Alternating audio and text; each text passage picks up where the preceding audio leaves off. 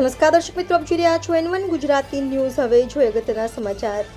Shri Kalikund Parshvanath general hospital ધોળકામાં રક્તદાન શિબિર યોજાઈ 200થી વધુ લોકોએ રક્તદાન કર્યું।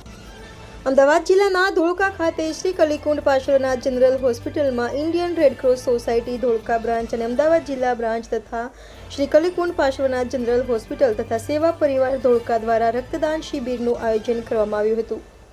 આ રક્તદાન શિબિરમાં રક્તદાન કરવા માટે ધોળકાના નગરજનો ઉમટી પડ્યા હતા અને હોશભેર રક્તદાન કર્યું હતું। આ રક્તદાન શિબિરમાં રક્તદાતાઓનો ઉત્સાહ વધારવા માટે ધોળકા નગરપાલિકાના પ્રમુખ અશોકભાઈ મકવાણા સહિતના મહાનુભાવો ઉપસ્થિત રહ્યા હતા। રક્તદાતાઓને મહાનુભાવોના હસ્તે ગિફ્ટ અર્પણ પ્રોત્સાહિત કરવામાં આવ્યા હતા। Bureau report Nareshbhai Arpagi, N1 Gujarati news, Dholka.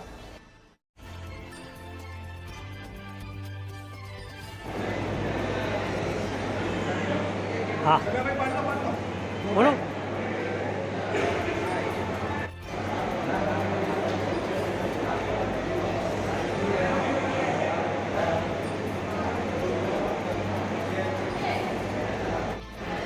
बोलो।